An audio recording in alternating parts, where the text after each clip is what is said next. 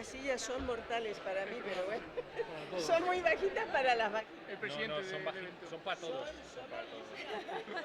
Joder, macho, pero no critiques tan abiertamente con él aquí. Pero te presentará luego Javier Paez. Oye, ese un pequeño presente, ¿eh? Sí, No veo a nadie allí. Veo un adaptador de USB a ver, que lo tienen todos, ¿eh? ¿Has salido a los chicos? Sí. Pues han venido, ¿no? Por el regalo.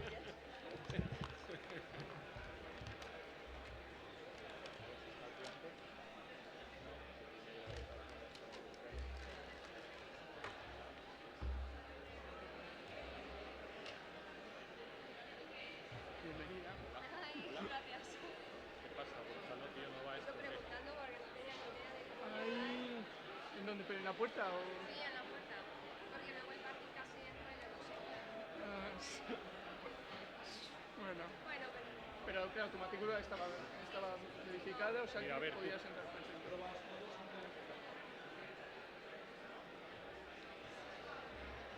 ¿Estaba apagado o qué? Estaba en la mitad de Hola. A ver, prueba con este, Óscar. Hola. Hola.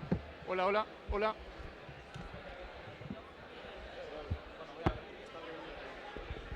Si funciona... Pero no sé nos si lo funciona. pasamos. Hola, hola, Hola. hola, hola.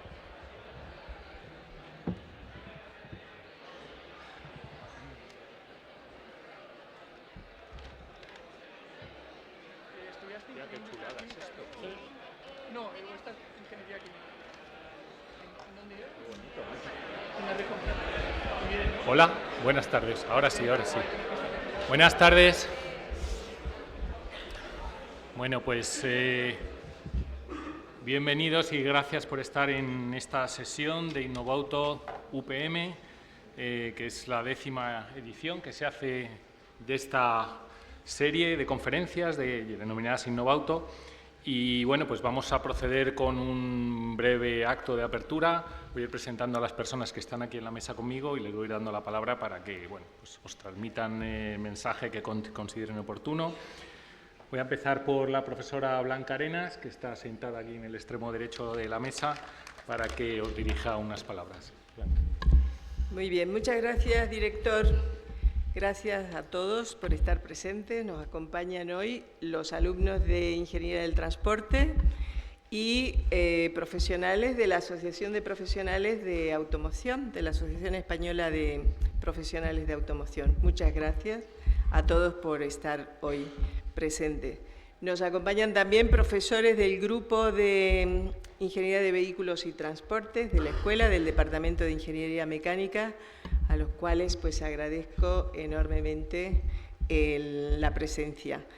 Quiero mencionar especialmente al profesor Aparicio, que aún estando jubilado, se da el tiempo, nos sigue apoyando en las tareas que hacemos en el grupo del grupo GIVET, ¿no? Y esta es una de las actividades que es como una continuación de las que ya iniciara él en un periodo en el que, tengo que decir, siendo esta la 10ª jornada Innovauto, hemos superado las 9 que piloteó el profesor Aparicio en esa primera etapa.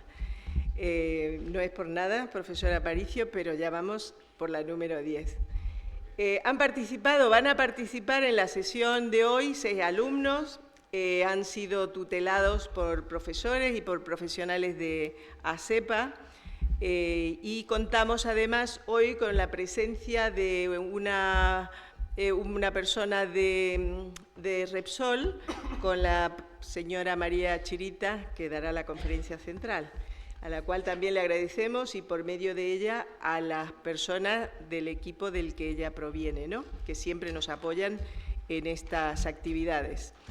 Y sin más, pues deciros, esta es una actividad que se realiza en el marco de una asignatura de competencias del Máster de Ingeniería Industrial, que consiste en la organización de un evento científico, un evento técnico, una jornada en la que se ponen en conocimiento, digamos, una serie, lo último, lo más actual que se produzca en el campo de la automoción. Y de ello pues, se tratará, uno de esos temas es de los que se tratará hoy en esta sesión.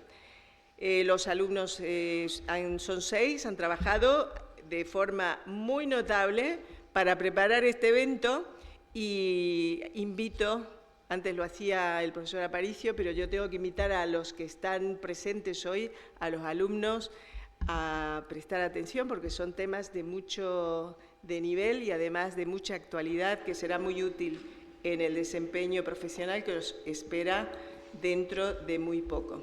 Así que quiero decir de nuevo pues, a todos bienvenidos.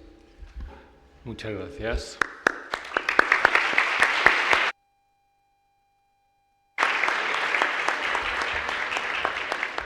A continuación le vamos a dar la palabra al estudiante y coorganizador, representante de los organizadores de Innovauto, a Jacobo Garrido, para que nos dirija unas palabras y nos cuente cómo va a ser el evento. Jacobo. Hola. Vale, muchas gracias, director. Seré lo más breve posible. Como presidente de esta 10ª edición del evento Innovauto UPM, me complace dar la bienvenida a todos los asistentes. Agradecer en especial la presencia de don Óscar, director de la escuela, doña Marina Chirita, invitada de Repsol, don Javier Páez, director del INSIA, doña Blanca y doña Blanca. Agradecer también a las entidades patrocinadoras y colaboradoras, entre las que se incluyen la Cátedra Repsol, ASEPA, el INSIA, la División de Ingeniería de Máquinas y, como no, la Escuela Técnica Superior de Ingenieros Industriales y la Universidad Politécnica de Madrid. Ahora comentaré algunos aspectos relevantes sobre el evento y cómo discurrirá el acto. En primer lugar, en el contexto del tema del evento, la descarbonización del transporte, retos y alternativas, doña Marina nos deleitará con una primera mirada al panorama de los combustibles renovables, incidiendo en el transporte pesado por carretera. Posteriormente, transcurrirán 6 ponencias divididas en 2 mesas. La primera versará sobre combustibles renovables, concretamente sobre los biocombustibles, combustibles sintéticos y el hidrógeno. La segunda mesa se centrará en los ámbitos y experiencias del uso de combustibles renovables en transporte de mercancías y personas. Cabe mencionar que todas estas ponencias, como ha mencionado antes Blanca, se han llevado a cabo a partir de un trabajo de investigación previo por parte de cada alumno exponente. Asimismo, cada alumno ha recibido ayuda y guiado por parte de diferentes tutores expertos en el tema, a quienes agradecemos enormemente su apoyo. Como se refleja en el programa del evento, entre las 2 mesas habrá un intervalo de descanso de 30 minutos. En tal periodo ofreceremos en la piscina una merienda a todos los asistentes. Asimismo, se hará la entrega del obsequio del evento, un adaptador USB tipo C. Agradeceremos orden a la entrada y salida del salón de actos. Todas las preguntas se realizarán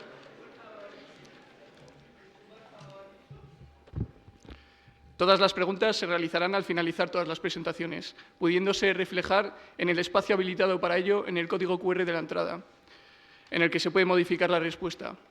Del mismo modo, al finalizar las presentaciones, mostraremos en pantalla el mismo código QR anterior para votar la mejor ponencia, mandatorio para optar a los 0,5 puntos extra de la asignatura de transportes. Durante este periodo, el jurado interno abandonará la sala y concluirá su votación. Transcurridas las preguntas, Francisco Aparicio Izquierdo hará la entrega de los diplomas a los exponentes y, posteriormente, tras el retorno del jurado profesional y la ponderación establecida, de nuevo, Francisco Aparicio hará entrega del premio ASEPA a la mejor ponencia. Finalmente, se llevará a cabo el acto de clausura. Y eso es todo. Muchas gracias por su atención y disfruten del evento.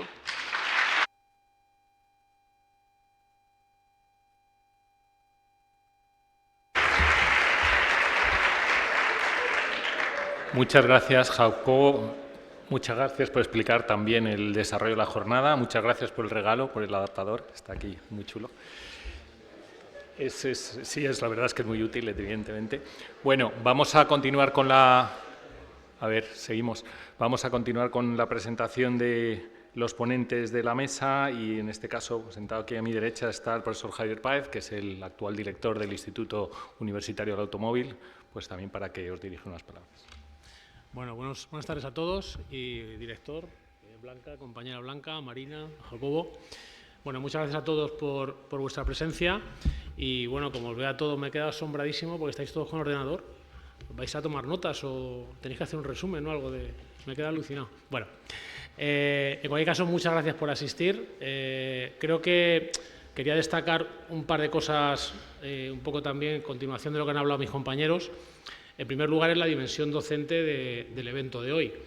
Es verdad que se va a hablar de un tema de máxima actualidad, tenemos aquí asociaciones, tenemos la presencia de una investigadora muy relevante de Repsol, pero bueno, esto tiene una dimensión docente muy importante a través de la asignatura que ha comentado mi compañera Blanca. Y bueno, yo les voy a pedir, si puede ser, a los ponentes y alumnos participantes que disfruten del día de hoy. Como se ha dicho, esto parte de una actividad que el profesor Aparicio inició hace ya más de 30 años, dentro de una asignatura que no existe, en un plan que ya uno ni se acuerda, muy antiguo, y bueno, el que yo participé como alumno en algo parecido a lo que estamos haciendo hoy, también en este salón de actos.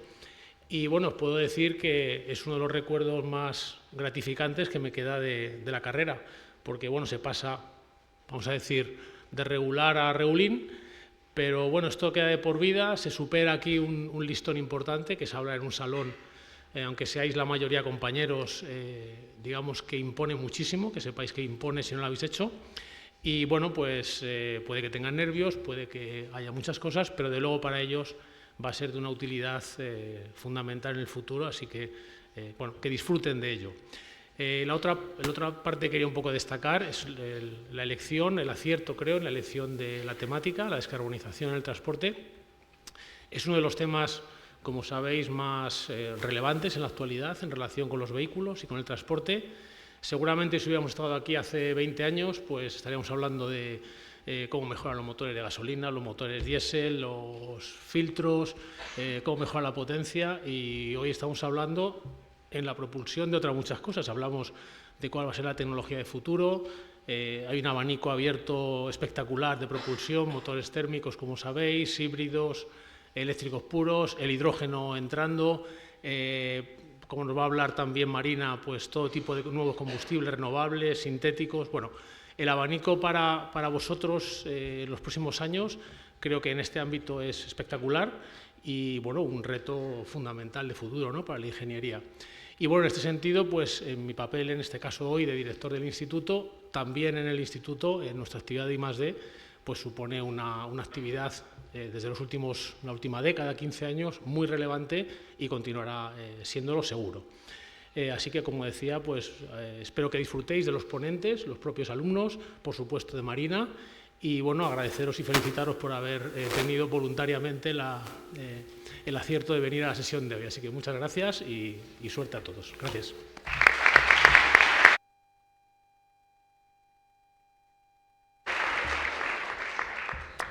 Muchas gracias, Javier. A Marina, como tiene la charla que va a dar a continuación, la va a presentar el propio Javier después de mis palabras, que van a ser muy breves. Así que, si me disculpas, Marina, te dejamos para el momento estelar de esta primera parte de la jornada. Bueno, yo por mi parte, primero dar la bienvenida a todas las autoridades académicas, de empresa, estudiantes, que hay muchos y es siempre un lujo ver tantos estudiantes, a los directores anteriores del INSIA que se han puesto ahí juntitos para comentar la jugada. Jacobo me da las gracias por venir, no hay que darlas, yo vengo encantado, sabéis que siempre que puedo vengo, y apoyar cualquier acto que se haga, que sea formativo, que vaya enlazado con la investigación, que tenga que ver con la industria, pues voy a estar ahí siempre que pueda. Así que lo hago encantado, no hace falta agradecérmelo. Y yo simplemente alguna reflexión muy rápida, es la 10ª edición. Hay que trabajar bastante para hacer una cosa que se mantenga en el tiempo y que al menos lleve ya 10 ediciones. Nos parece sencillo, pero no. Esto se hace con un esfuerzo extra de parte del profesorado, parte del personal de Administración y Servicios y luego los estudiantes que cada año participáis, ¿no? Entonces, es para felicitarse, la verdad. Comentaba Javier que los temas elegidos son muy interesantes. Yo, por supuesto, lo reafirmo, sé mucho menos que él de automóvil.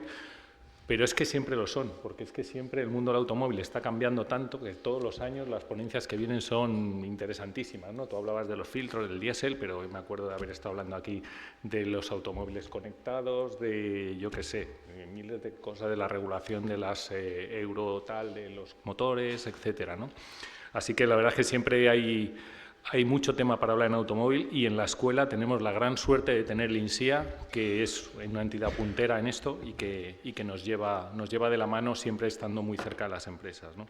Así que, bueno, quiero destacar el apoyo del INSIA, por supuesto, también de ASEPA, que también está muy cercana, sobre todo a través de Paco Aparicio, catedrático jubilado y el primer director del INSIA, que sigue estando con nosotros y ayudándonos en muchas cosas, ¿no? Y en una jornada como esta, sobre todo agradecer a los estudiantes, a los que vais a hacer la ponencia, a los que habéis organizado esta conferencia, este congreso, este mini congreso. Y lo decía Javier, yo creo que lo importante es la parte formativa que os lleváis. Luego subirse aquí y hablar en público delante de 200 y pico personas no es fácil, os va a dar un bagaje, pero yo creo que es una parte formativa muy interesante. Y los que habéis venido de público, pues os pido que intentéis aprovechar. Cuando alguien se prepara una conferencia con mucho cuidado, como seguro que han hecho los estudiantes, pues se aprenden cosas, siempre se aprenden muchas cosas, ¿no? Así que, bueno, pues instaros a que les prestéis atención y que disfrutéis de esa tarde, ¿no? Y yo, por mi parte, nada más, simplemente desearos la mejor de las suertes para esta tarde, para esta jornada. Y bueno, yo creo que vamos a dar por inaugurado esta 10ª edición de Innovauto UPM. Muchas gracias.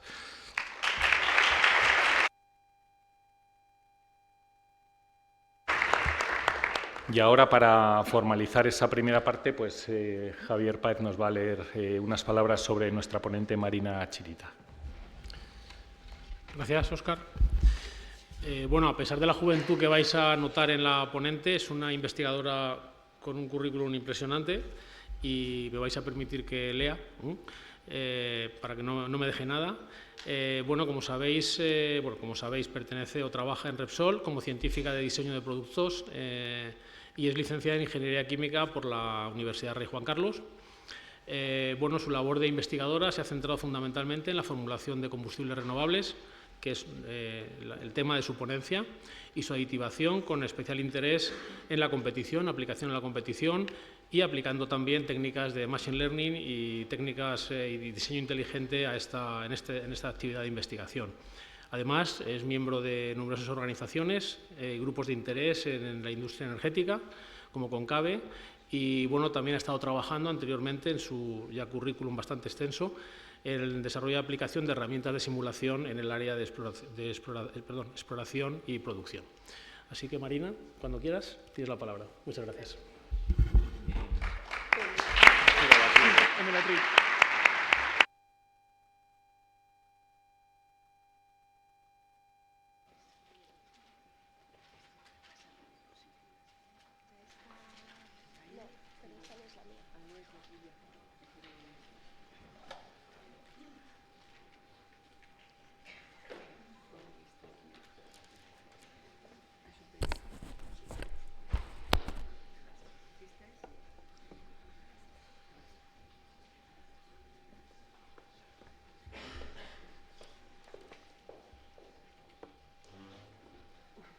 A ver si se me escucha así bien.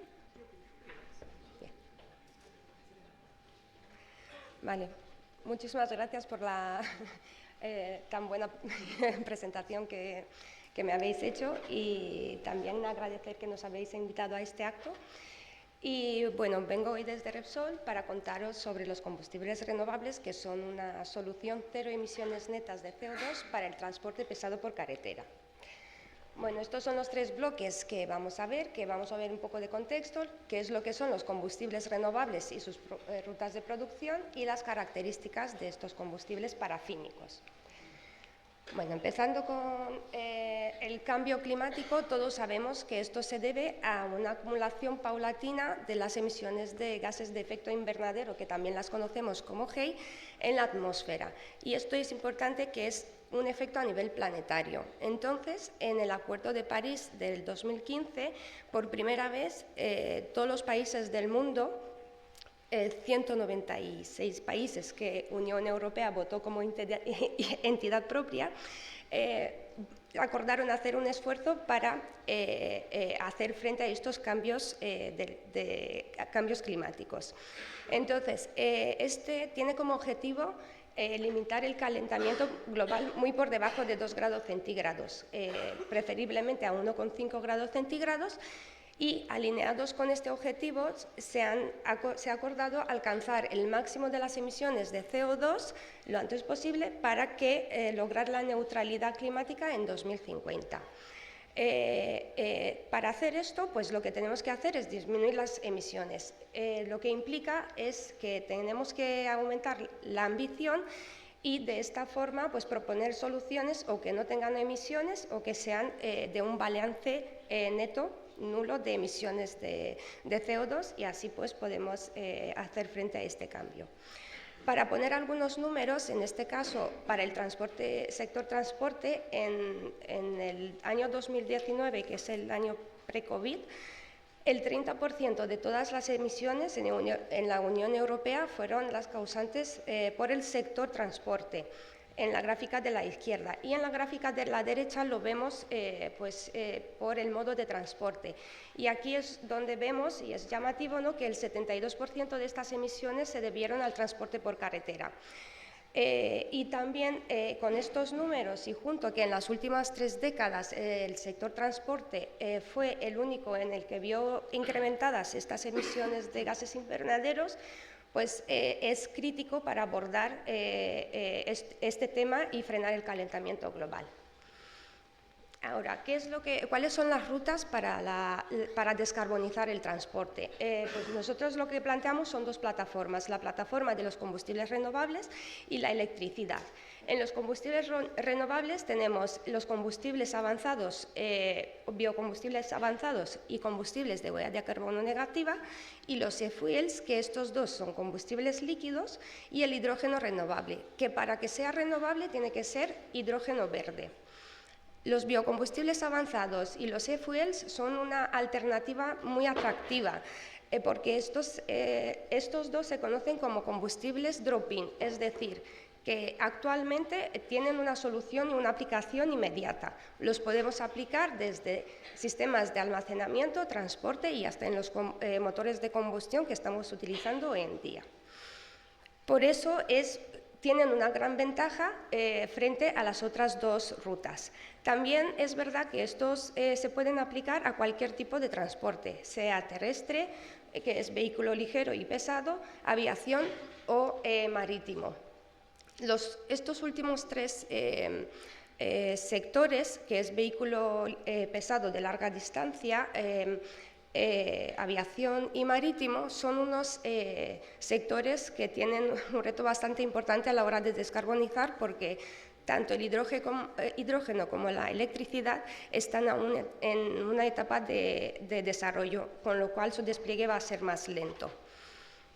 En cuanto a estos 2, pues sí es verdad que aunque tenemos tecnología madura y procesos maduros, lo que sí tenemos que invertir es en producir este combustible para poder cubrir la demanda real que hay de combustible. Entonces, lo que tenemos que hacer es o invertir en nuevas plantas o construir otras nuevas. Por otro lado, el hidrógeno renovable es otra alternativa, que va a tener un despliegue más lento, porque, como he comentado, está en una tecnología más incipiente y va a necesitar también, además de invertir en la producción del combustible, también crear una red de distribución y renovar la flota de vehículos. De este combustible lo que se espera es que sea aplicable igual que los otros 2, que es a cualquier tipo de transporte, sea terrestre, aéreo o marítimo.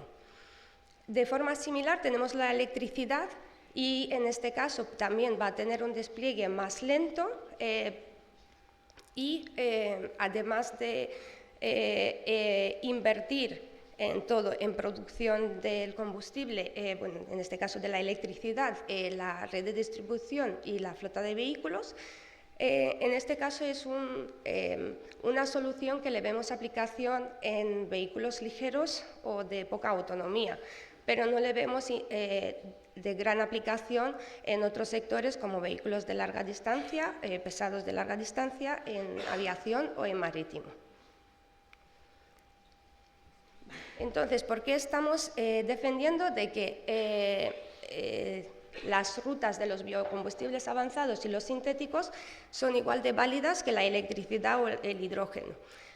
En el caso de la electricidad y el hidrógeno es muy fácil de decir que no tenemos emisiones de CO2 si miramos el vehículo en sí, porque no tiene tubo de escape, entonces es lógico asumir que no tenemos emisiones de CO2. Sin embargo, tenemos que mirar aguas arriba, y eso es la electricidad. Si proviene de fuentes como el carbón o el gas natural, entonces vamos a tener emisiones de CO2. Simplemente estos van a considerarse cero emisiones solo si la electricidad proviene de electricidad renovable y el hidrógeno proviene de la electrólisis del agua, que emplea también electricidad renovable.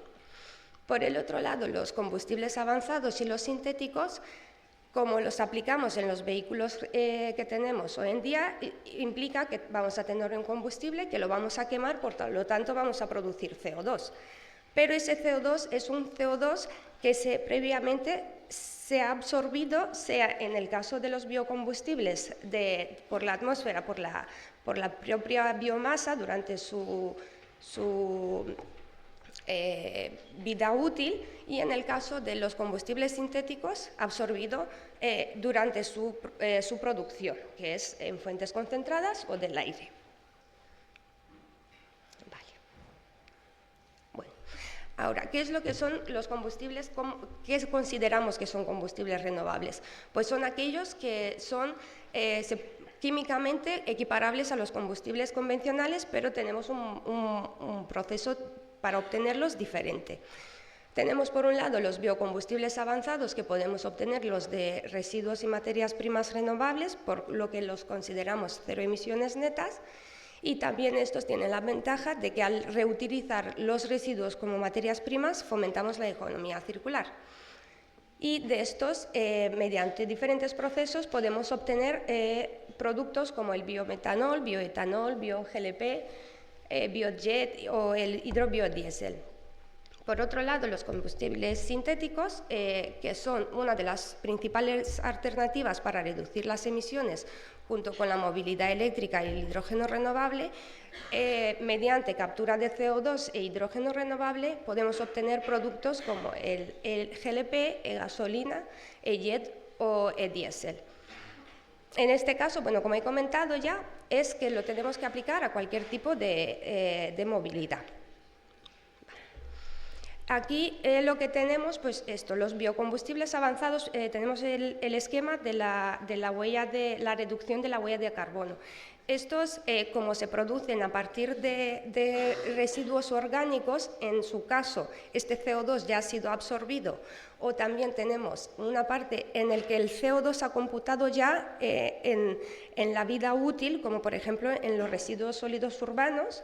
Este CO2 pues ya está absorbido, y es verdad que durante el proceso podemos tener algunas emisiones de CO2, igual podemos tener disminución del CO2. Por ejemplo, si producimos biochar, que se emplea para la remediación de suelos, pues ahí podríamos tener una disminución. Y esto iría al combustible que se quemaría en el vehículo.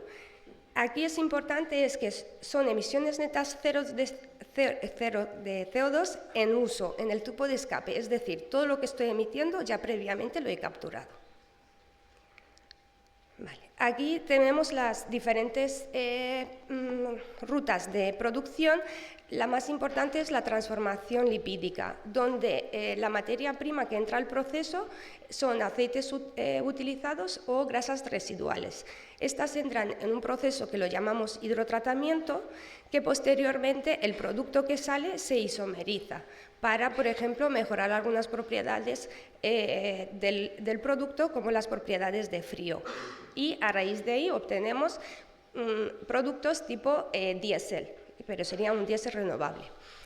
En este caso pues es ya aplicable a escala industrial, y luego tenemos otros dos que están en escala demostrativa, que es la transformación de la biomasa sólida y la transformación de CO2, donde la entrada serían los residuos sólidos urbanos y residuos agroforestales, y luego bueno, el CO2 retirado de la atmósfera. Estos entran en procesos de conversión primaria, luego una conversión secundaria, y igualmente tendríamos productos tipo diésel, entre otros. Tenemos más, como he mencionado antes. Ahora, un punto crítico es, cuando siempre hablamos de estos combustibles, es, ¿de verdad tenemos suficientes residuos para cubrir la demanda potencial que podemos tener? Y hay varios estudios, en este caso, en estas gráficas, lo que tenemos son el peor escenario que nos podríamos encontrar. Tenemos de referencia el año 2019 en la Unión Europea y 2022 en España. Según estos estudios, tendríamos potencial para cubrir más del 50% de la demanda total de combustibles con biocombustibles avanzados. Y, por ejemplo, la diferencia la podríamos completar con los combustibles sintéticos. Pero también aquí es verdad que esto es lo que tenemos, es la demanda actual, pero en el futuro esperamos que esta demanda disminuya porque van a entrar en juego otros factores, como las otras alternativas, que sea el hidrógeno o la electrificación, y también se espera que los motores aumenten su eficiencia.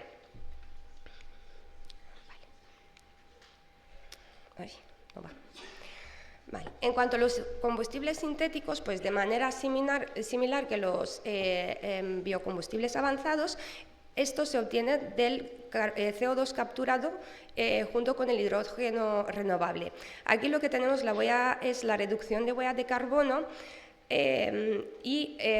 bueno, en este caso tenemos un 100%, en el caso de los biocombustibles avanzados no lo he mencionado, pero estimamos un alrededor de 90%, y en este caso el CO2 que estamos reemitiendo a la atmósfera proviene del propio proceso de captura de CO2 más el hidrógeno renovable. Este proceso de producción de e-fuels proviene de la conocida ruta de Fischer-Tropsch, que esta empieza con la electrólisis del agua, donde separamos la molécula de agua entre hidrógeno y oxígeno, y por otro lado el CO2 se captura sea del aire, con miras a futuro, tecnologías con miras a futuro, o como actualmente se puede hacer a partir de fuentes concentradas, como podría ser nuestra propia industria.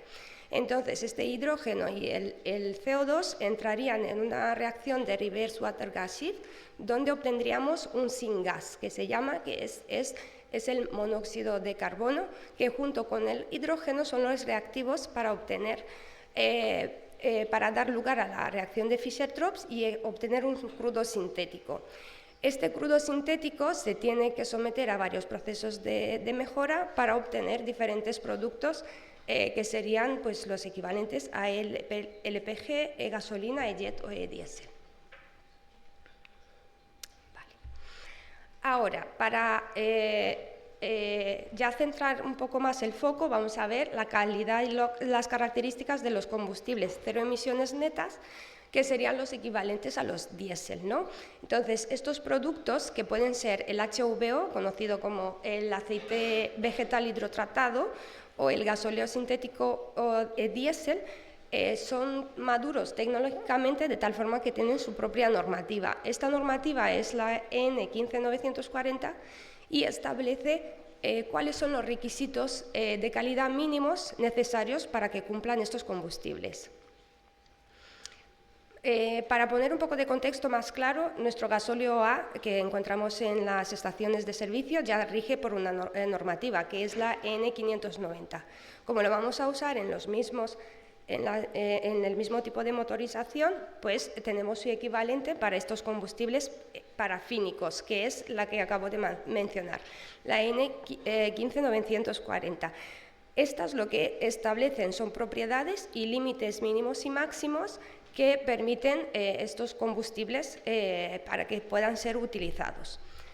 La gran mayoría de las propiedades comparten los mismos límites, como por ejemplo el número de cetano, que es una propiedad para arrancar en frío y minimizar las partículas durante este proceso, es por ejemplo 51 en los dos casos. Lo mismo para lubricidad, que es proteger el sistema de inyección de los combustibles frente al desgaste. Las propiedades de frío, aquí sí es verdad que las propiedades de frío son diferentes para cada tipo de... para cada país y para la estación. No es lo mismo invierno que verano, por las temperaturas que hacen, porque esta propiedad lo que hace es asegurar de que tu combustible no se va a congelar. Luego tenemos la estabilidad a la oxidación, que es la tendencia a formar depósitos en los sistemas de inyección y los inyectores, y el contenido en FAME igual es como mucho 7%. El FAME son los esteres metílicos de ácidos grasos que los encontramos hoy en día en nuestro biocombustible que estamos echando en las estaciones de servicio, y igual nos podemos encontrar un gasóleo A con 7% de FAME y un HVO con 7% de FAME. Y lo mismo para el contenido de azufre. Lo que sí tenemos de diferencia es la densidad. ¿Por qué? Porque los combustibles parafínicos pues, están compuestos solo por parafinas. Estas tienen menor densidad que el gasóleo A, y entonces esto lo que implica es que vamos a tener un mayor consumo volumétrico. Teóricamente está calculado en un 4%, pero en los pilotos que estamos llevando a cabo hemos visto que está alrededor de 1%. Y luego tenemos el menor contenido en aromáticos, prácticamente no tiene aromáticos. Los aromáticos son los precursores para formar partículas, tanto para inestabilizar los gasóleos como para la generación de partículas en su quema. En este caso, como no tenemos aromáticos, vamos a tener combustibles más estables frente a la oxidación y también con menor emisión de partículas. Vale, aquí lo que defendemos es la legislación actual, lo que está mirando es el tubo de escape, es decir, qué emisiones voy a tener en el tubo de escape. Pensamos que tenemos que ver, bueno, esto es la parte del problema. Si también miramos la producción del combustible, la fabricación del vehículo y el reciclado, pues tendríamos un panorama más general de cuánto produce de emisiones un vehículo durante su vida. Entonces, como he comentado, la legislación actual mira el tubo de escape. Esto se conoce como tank to wheel, del tanque a la rueda. Pero si incluimos también la producción de combustible, da lugar como a una visión más integral del well to wheel, del pozo a la rueda. Entonces, con esto en mente, aquí lo que vengo a presentar es el análisis del ciclo de vida. Sí, por favor. Perdón.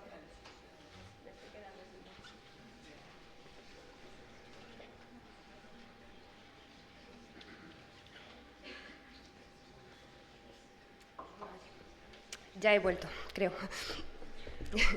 Vale, entonces aquí lo que vemos es el análisis del ciclo de vida para un vehículo pesado de largo recorrido. Aquí vamos a tener en cuenta lo que es la fabricación del vehículo, de la batería, de la pila de combustible, de la energía que lo va a impulsar y el fin de vida útil. Con ese escenario, los que más ventaja presentan son los combustibles sintéticos, porque aquí, como provienen los combustibles de plantas de nueva construcción y los combustibles se fabrican a partir de dióxido de carbono capturado y energía renovable, simplemente va a contar en emisiones la fabricación del vehículo. En el caso del hidrógeno o de la electricidad, también tenemos la suma de la batería. Entonces, en cuanto a la electricidad, las baterías se fabrican en China. Estos procesos son muy intensivos en CO2, en emisiones de CO2. Ay.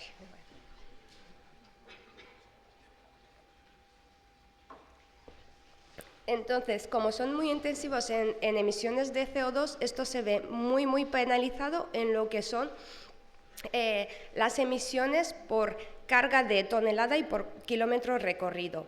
De todas formas, este es el panorama que tenemos a día de hoy, pero en el futuro, como todas las industrias a nivel mundial tienden a descarbonizarse, pues lo que vamos a tener es igualdad de condiciones. Todas van a tender a igualarse en lo que es emisiones de CO2, con lo cual cualquiera de estas 4 opciones van a ser igual de válidas y nosotros mismos pues vamos a elegir la variante que mejor se va a adaptar a nuestras necesidades.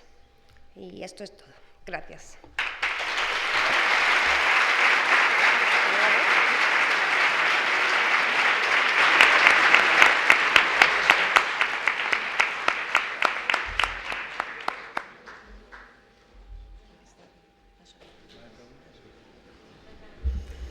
Pues se abre el turno de preguntas. Si tenéis alguna duda, pregunta para Marina, creo que estará encantada de responder. ¿Alguna pregunta? Edi.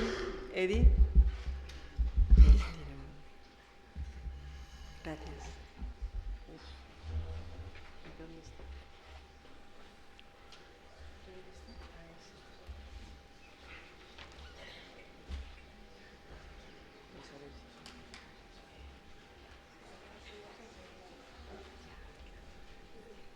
Bueno, muchas gracias por tu exposición. La verdad es que has dado un repaso bastante bueno. Hombre, no sé si has sido muy optimista al decir que el e-fuel solo emite la fabricación del vehículo, pero bueno, yo lo que te quería preguntar, es si nos puedes señalar cuáles son los proyectos actuales, reales. Sé que Repsol tiene unas plantas piloto y otras ya un poco más operativas, y si puedes precisar un poco vuestras plantas ya instaladas o en vías de instalación en relación con los biocombustibles y en relación con los combustibles sintéticos, porque eso son realidades. Y yo aprovecho para decir que Repsol está siendo bastante pionera en esta solución, que parece que es una solución muy necesaria para sumarla a las demás, como es la electricidad o, en fin, el hidrógeno pila combustible. La solución de estos combustibles neutros en CO2 o casi neutros, creo que Repsol está haciendo una labor brillante y, bueno, como empresa española líder, pues yo me siento muy feliz de poder decirlo, pero podrías quizás señalar cuáles son, ya ha aparecido por ahí rápidamente, me parece una transparencia, pero señalar los proyectos actuales de Repsol en este campo y dónde están instaladas esas plantas. Sí, en cuanto, creo que tengo, no sé si tengo alguna diapositiva, sí, venía preparada. Vale, en cuanto a los e-fuels, esto es un proyecto más a futuro, bueno, es un futuro que está previsto que arranque en el año que viene, a finales del año que viene, en el cual se van a producir combustibles sintéticos. Este caso es una planta de construcción nueva y es a nivel demostrativo. Aquí lo que queremos hacer es demostrar que esto es viable para luego poder escalarlo industrialmente. De ahí que lo que vamos a tener son la cantidad que vamos a producir no va a ser muy importante. Este es en el caso de los e-fuels. Y luego, en el caso de los biocombustibles avanzados, en Cartagena, bueno, este mes ya se ha arrancado esta planta que funciona con aceites o grasas usadas y va a tener una producción que es bastante importante, que son 250.000 toneladas al año. Y aquí van a producir, va a ser pues el modo jet, diésel o el que necesites.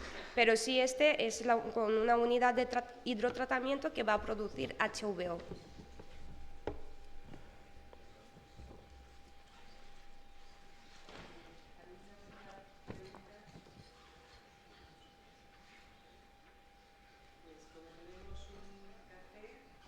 Marina nos acompañará. Si queda alguna pregunta pendiente, pues podemos formularla, ¿sí? Muchísimas gracias, Marina, por la presentación. Gracias.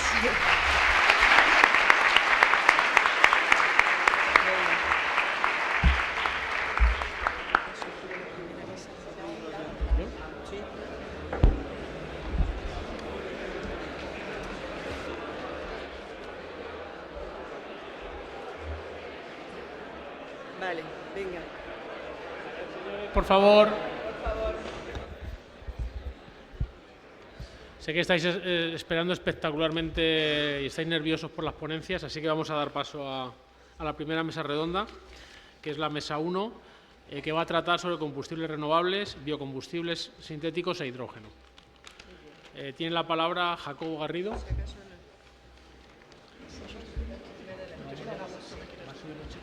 Me llevo el agua.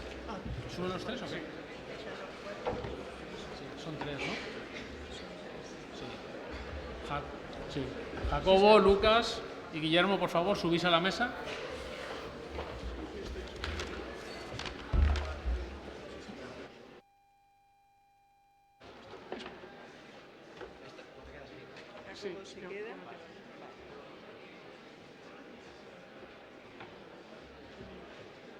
¿A qué será esto?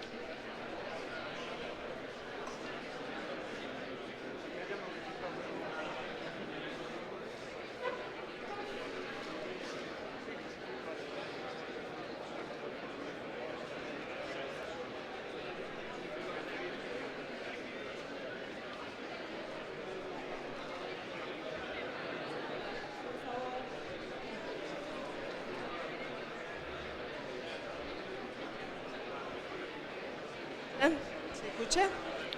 Sí. Por favor,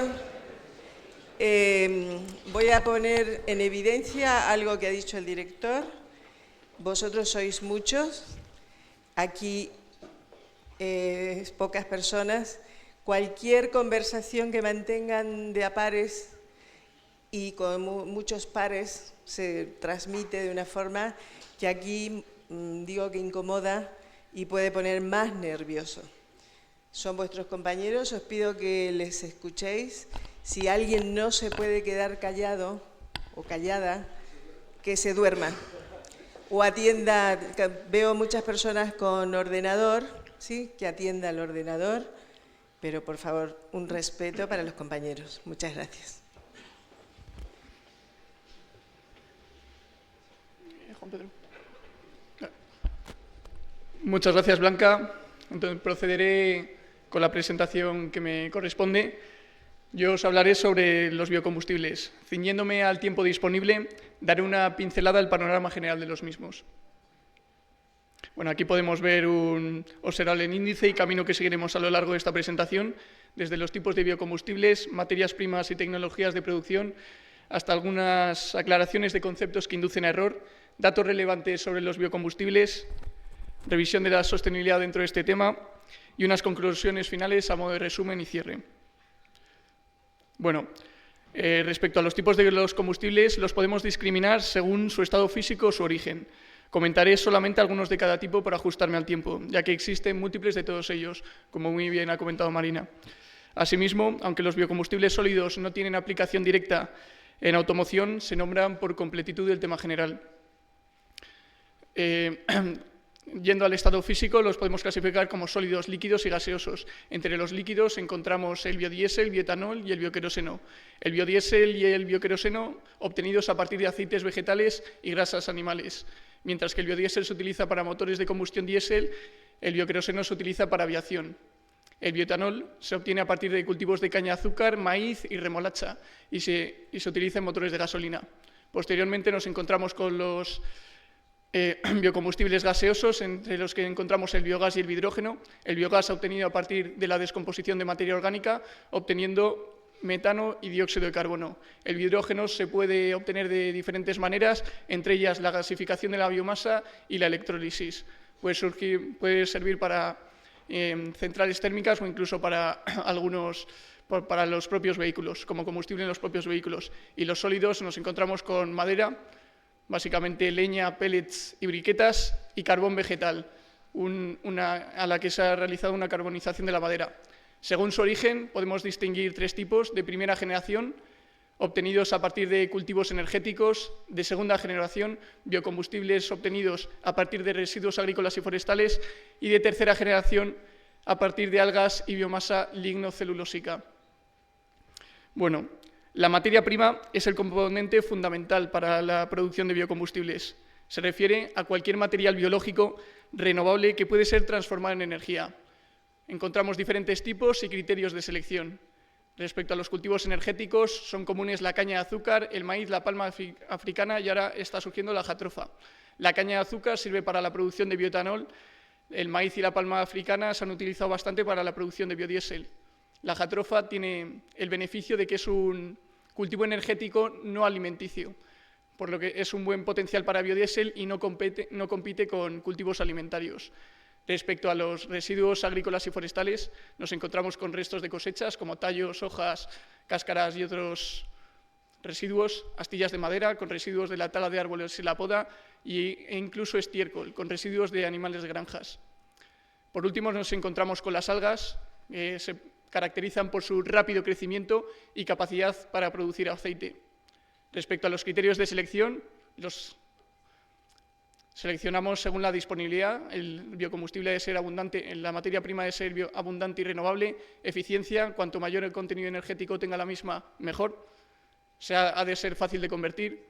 Y, por supuesto, la sostenibilidad: ha de no tener un impacto no negativo al medio ambiente, y si está sufragado o respaldado por certificaciones, mejor. También el impacto social y los beneficios de las comunidades locales se han de respetar.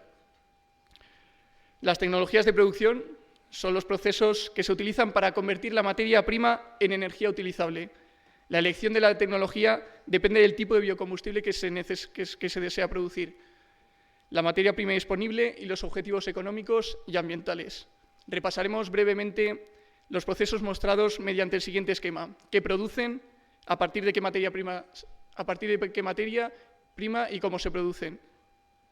Nos encontramos con unos principales, hay muchos tipos de procesos, pero estos son los que resaltan, y luego hablaremos de unos emergentes. En la fermentación, con la fermentación podemos producir bioetanol y biogás a partir de azúcares y almidones, mediante la descomposición de materia orgánica. Con ello obtenemos el gas o el producto gas o el alcohol. Mediante la transesterificación obtenemos biodiesel a partir de aceites vegetales y grasas animales mediante un proceso químico en la que reaccionan un aceite y un alcohol. En la gasificación, con la gasificación obtenemos biogás y podemos obtener biogás y hidrógeno mediante biomasa sólida. Este es un proceso termoquímico en el que se le aplica calor y un agente gasificante a la biomasa para obtener el producto deseado. Luego la combustión se utiliza para directamente producción de energía a partir de biomasa sólida. Es un proceso químico en el que se oxida la biomasa. Respecto a las tecnologías emergentes, destacan la biocatálisis, pirólisis y licuefacción. La biocatálisis sirve para producir diferentes biocombustibles a partir de enzimas que convierten la biomasa en biocombustible.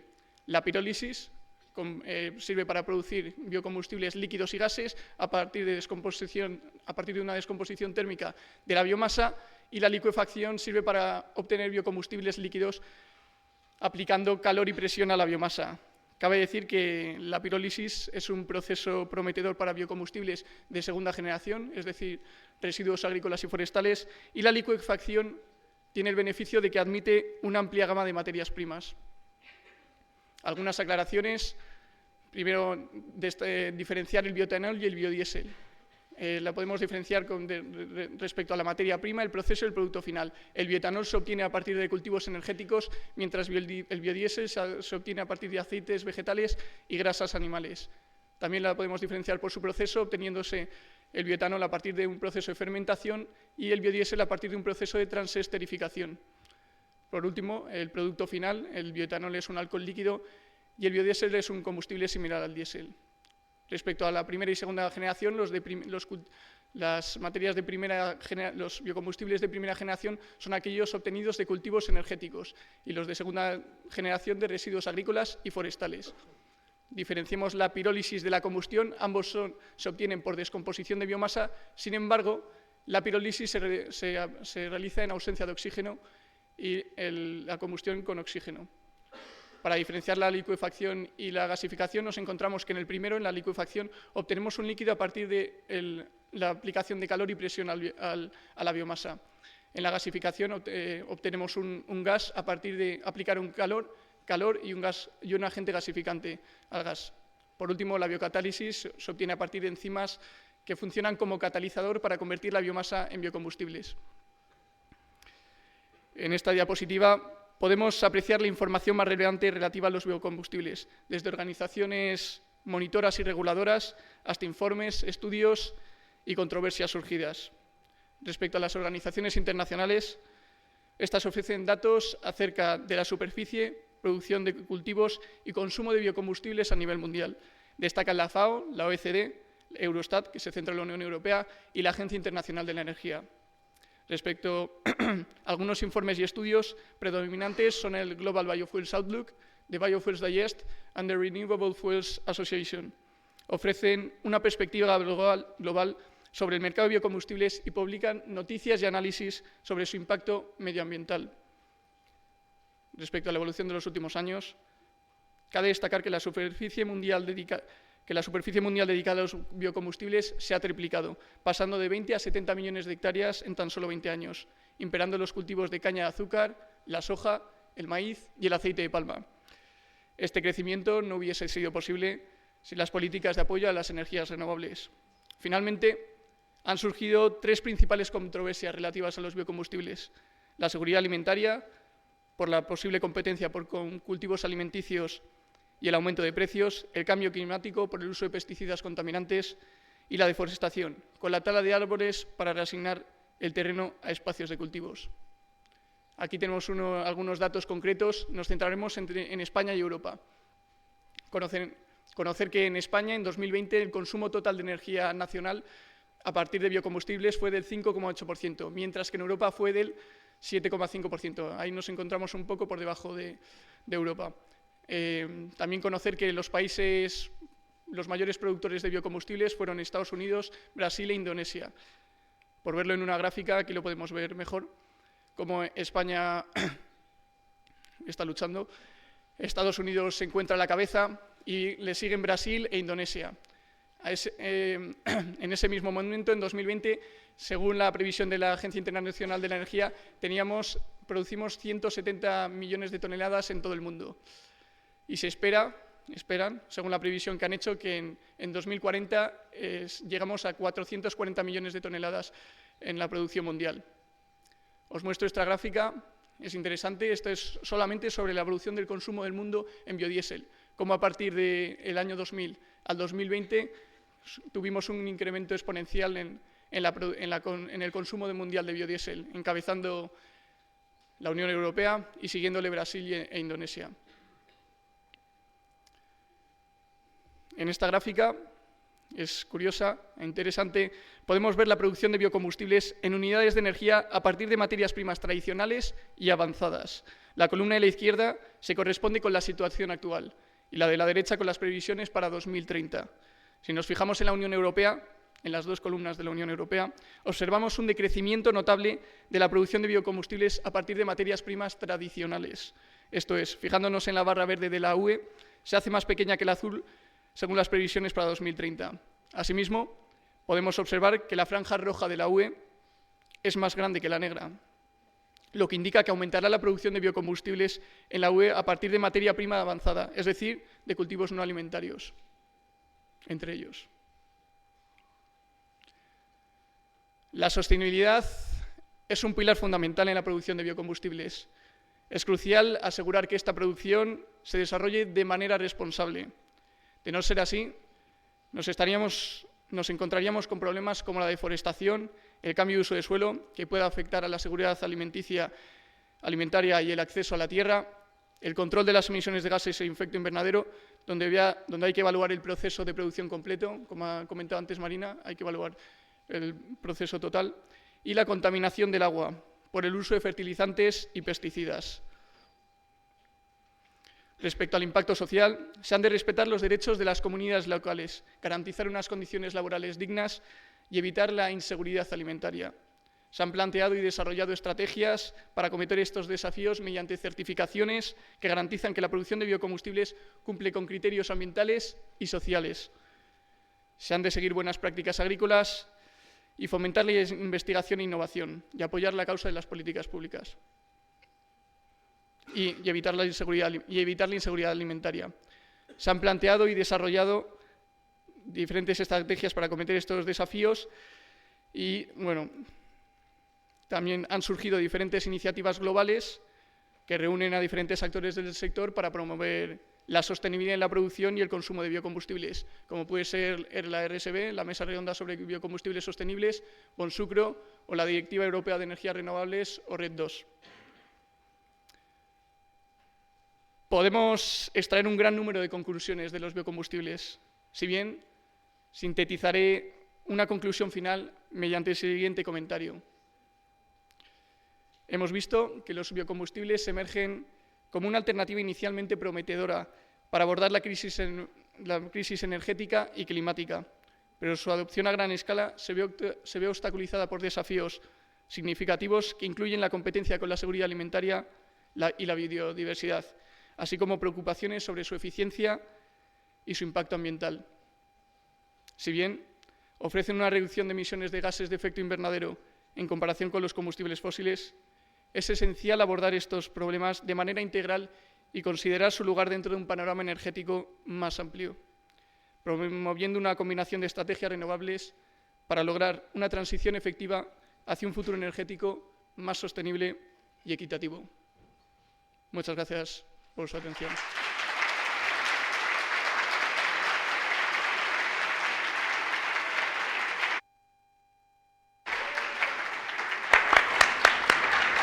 Muchas gracias, Jacobo, por tu presentación. Ahora vamos a dar paso al siguiente ponente. Su nombre es Lucas San José Alarcón y nos hablará de tecnologías y experiencia de instalaciones de captura de CO2 a la atmósfera.